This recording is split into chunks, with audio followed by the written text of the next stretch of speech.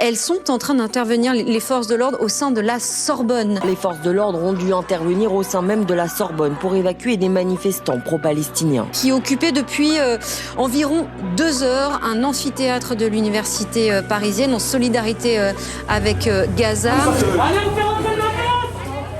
Mardi 7 mai dernier, un groupe d'étudiants a décidé d'occuper un amphithéâtre de l'université de la Sorbonne afin de contester les accords de leur faculté avec certaines universités israéliennes. Il leur est reproché notamment de soutenir le système d'apartheid israélien et de contribuer à la répression violente que subissent les Palestiniens. Au moment de s'introduire dans l'université, les étudiants ont dû faire face à l'opposition parfois violente des vigiles qui ont essayé de refermer les portes sur eux. Ils n'ont pu ensuite rester que quelques heures avant de se faire expulser par la police.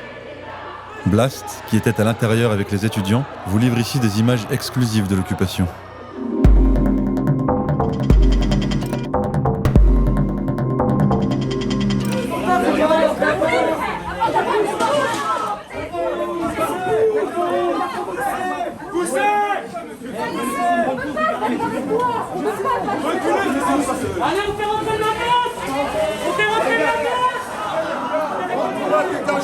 Les vigiles s'opposent de plus en plus fort à l'entrée des étudiants dans l'université.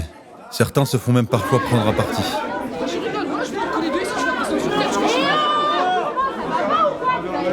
Et toi, t'as pas honte, toi? Bah non, j'ai pas honte, c'est pour une putain de bonne cause. Donc non, j'ai pas honte. Tes camarades, ils frappent nous les nôtres. Un autre a dû être retenu par plusieurs personnes afin de l'obliger à relâcher un étudiant qu'il avait saisi par le col. Moi, j'ai été témoin de violences de la part des vigiles envers des étudiants qui ne représentaient aucune menace. Bien évidemment qu'il y avait une volonté de notre part d'occuper. Et après plusieurs minutes passées dans le hall d'entrée, les étudiants finissent par rejoindre l'amphithéâtre.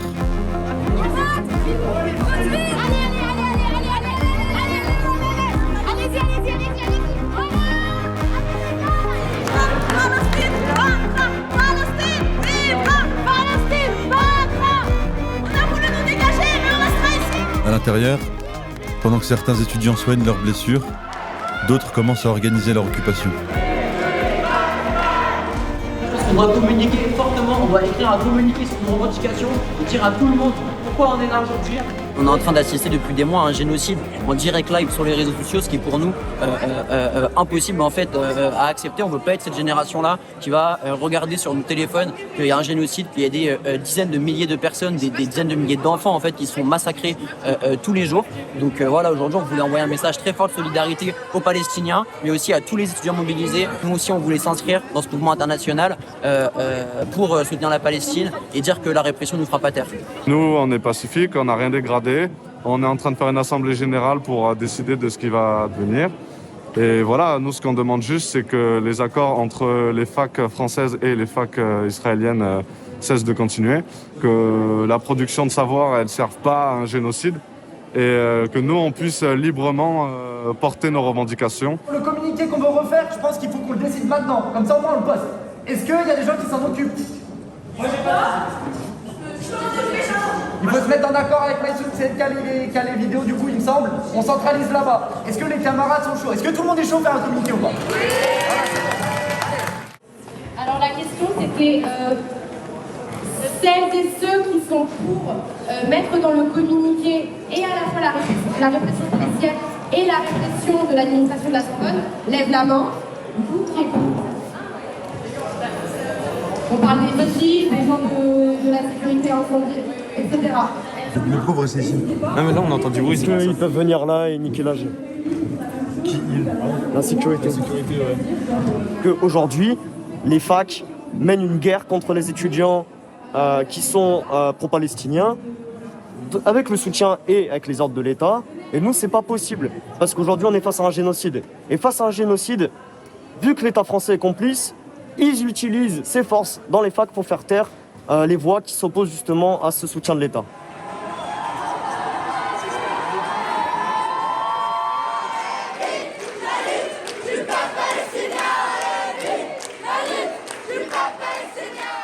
La venue d'un cortège de soutien devant l'université fait éclater la joie des étudiants à l'intérieur de l'amphithéâtre.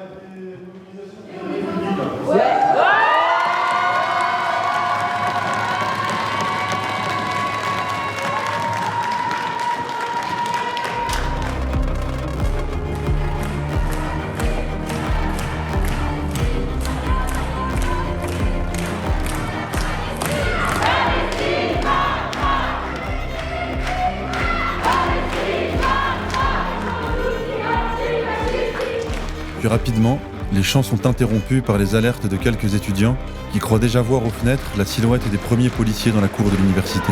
Il y a la police à la fenêtre. Là, les keufs sont dehors, ils ont gazé le rassemblement. Et donc nous, il faut qu'on s'organise à l'intérieur très très rapidement. Là. Si vous voulez fumer une guerre ou quoi, il n'y a pas de souci. Juste soyez vraiment attentifs et qu'il y ait au moins quelqu'un qui ait toujours les yeux sur la porte. Surtout que là, il y a une entrée.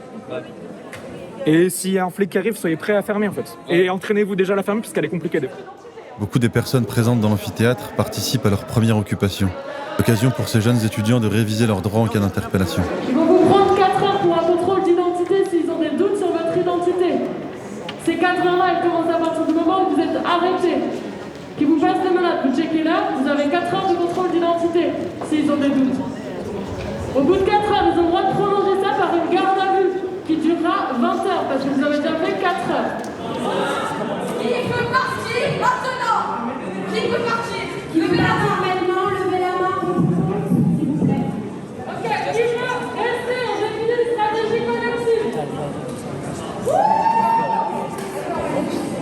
L'idée c'est de rester assis tous et on prend les mains et on chante ensemble, comme ça on est tous ensemble, s'il vient, on est tous ici ensemble et si quelqu'un vient, ils vont frapper tous ces étudiants, c'est plus bien pour eux, on va prendre des images.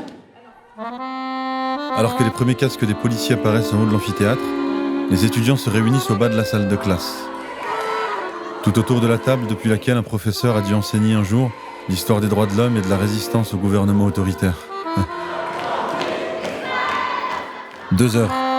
C'est le temps qu'ils ont pu durer aujourd'hui dans les idées de la Sorbonne et le temps qu'on peut durer aussi dans un des temples des droits de l'homme. 2 heures avant qu'ils soient tous faits comme des rats. Avant qu'on vienne les évacuer à coups de bélier. Vous êtes là parce que vous êtes des humanistes, mais vous êtes là aussi parce qu'on représente la jeunesse française. Nous sommes là parce que nous avons un gouvernement qui soutient dans cette dynamique. Nous les étudiants de la Sorbonne, à aujourd'hui-là, nous sommes pacifistes. Nous avons bien fait ça.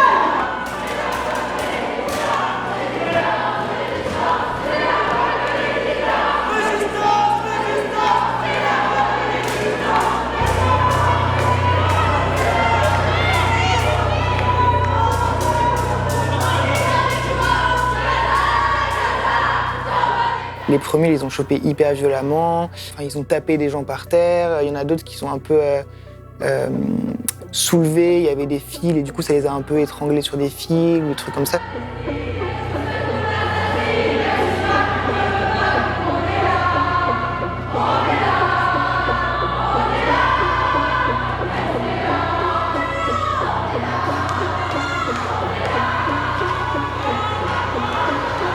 Un policier piétine un étudiant assis au sol avant de le frapper au visage.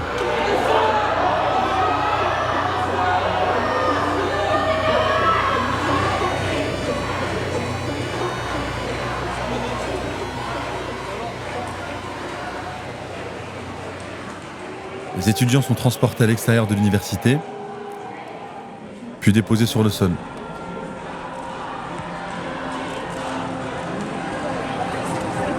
C'est une espèce de bulle, hein, tout simplement. Vous avez 10 secondes pour repérer, je sens. Une policière qui a remarqué la présence de notre caméra nous prend en photo avant de transmettre l'information à ses collègues. Le mode d'interpellation change alors radicalement.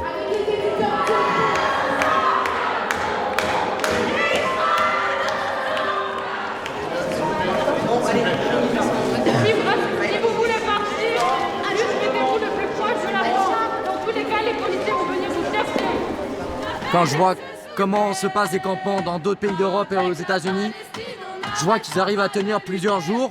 Et en fait, ça me rend fou de me dire que le contexte répressif en France, il est tellement fort qu'on reste 1 heure dans un amphi et que t'as tous les CRS de France et de Navarre qui débarquent, quoi. Franchement, ça fait chier. Les derniers étudiants sont expulsés quand on nous demande à notre tour de quitter les lieux. Messieurs, je vais vous demander de descendre. Ah, on préfère suivre. Ouais, on suit juste à sortir. On y va. C'est pas vous qui décidez maintenant, messieurs. Alors on y va, sinon il va falloir que je vienne vous chercher.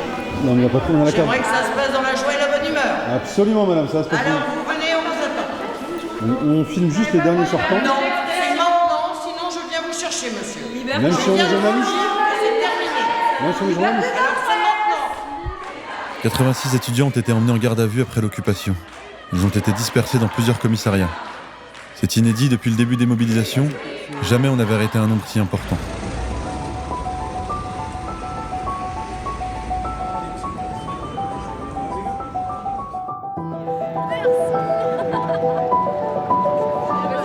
Le lendemain, les étudiants qui ont passé la nuit en garde à vue se retrouvent sur la place de l'hôtel de ville. J'ai essayé de faire le mieux que je pouvais, j'ai protégé les camarades. J'ai balancé aucun nom. Quelques-uns d'entre eux se rendent alors à Blast pour témoigner des conditions particulières dans lesquelles ils ont été enfermés. On a été envoyés dans le commissariat du 18e arrondissement, celui de la Goutte d'Or. Nous, clairement, on était l'attraction de la soirée pour les policiers. Et clairement, il fallait nous intimider, se foutre de notre gueule, nous faire peur, etc. Moi, les policiers dans mon commissariat, ils nous disaient ah, c'est les petits Gazaouis, on va les envoyer à Gaza. Ah, tu veux te laver les mains, mais tu sais, ils n'ont pas d'eau à Gaza, enfin des trucs immondes comme ça.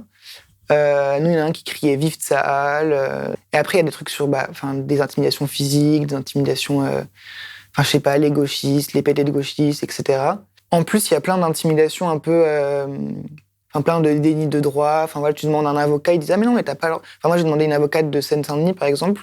Ils m'ont dit ah, mais non, t'as pas le droit d'avoir une avocate de Saint-Denis, on est à Paris, alors qu'en fait, t'as le droit. Il y a toujours un principe général qui domine en procédure pénale tout le temps, c'est la proportionnalité et la nécessité. On ne fait pas des actes qui ne sont pas proportionnels ou pas nécessaires. Par exemple, mettre quelqu'un à nu, quand ce n'est pas nécessaire pour la manifestation de la vérité, on peut voir cet acte-là simplement comme un acte d'humiliation. Au moment de la fouille, on est tombé sur un policier qui était, je ne sais pas comment définir trop autrement, mais il était d'extrême droite et sadique, on va dire. En fait, il avait une obsession aussi, c'est autour vouloir rencontrer des LFistes, ce qu'il disait. Il nous a posé plein de questions en mode oui, est-ce que vous votez pour qui? Vous êtes à la LFI? Je sais pas quoi. Nous, on répondait pas, mais bon, ça l'obsédait. Il disait ouais, moi je vote pour Zemmour. Faut qu'il soit à la justice. Il y aura plus de problème avec des gens comme vous. Il a sorti la matraque, genre pendant la fouille, alors qu'on était individuellement, etc. Et il commençait à tapoter les personnes, etc. Il s'amusait à faire tomber des objets pour ensuite nous demander de les ramasser. Il a été assez violent avec certaines personnes. Par exemple, il en a pris une qu'il a plaquée contre les tiroirs de rangement et il lui a crié dessus au moins 20 fois en mode ouais, tu fais quoi ici, tu fais quoi ici, tu fais quoi ici, faut que tu parles, etc. Et en fait, il voulait absolument qu'on essayer de nous faire avouer des choses qu'on n'a pas faites, quoi. Une camarade qui est de confession musulmane, qui a été forcée, comme toutes les autres, à enlever leur voile durant la garde à vue. Et du coup, durant cette nuit, une camarade qui n'avait pas son voile, mais portait sa capuche. Elle avait un sweat à capuche et elle mettait sa capuche et elle a été réveillée plusieurs fois durant la nuit par un policier qui passait et qui lui disait d'enlever sa capuche, de montrer un petit peu plus ses cheveux. Alors que moi, j'ai gardé ma capuche et bien sûr que je n'ai jamais eu de remarques. On a vu qu'à la fin, les gardes à vue se sont terminés de deux manières. Et de manière parfaitement arbitraire, en fait. Les choix ont été faits entre ces deux options parfaitement arbitrairement, parce qu'on n'a pas plus de preuves contre certains étudiants que contre d'autres, mais il y a une partie des étudiants pour lesquels il y a eu un classement sans suite, et une autre partie des étudiants pour lesquels il y a eu des poursuites en enquête préliminaire.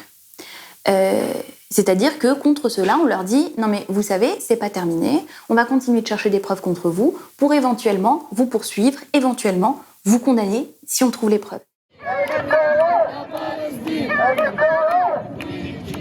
Le vendredi suivant, soit 3 jours après l'occupation, un des étudiants passait en comparution immédiate devant le tribunal judiciaire de Paris après qu'un vigile ait porté plainte pour avoir prétendument subi des violences. J'ai interdiction d'aller à la Sorbonne même. Les 4 rues autour de la Sorbonne, place de la Sorbonne, place du Panthéon, et interdiction de contact avec le vigile qui a porté plainte. Là maintenant, si on occupe, c'est plus juste, ils vont nous raccompagner au métro, on risque potentiellement la comparution immédiate, donc potentiellement d'aller en prison.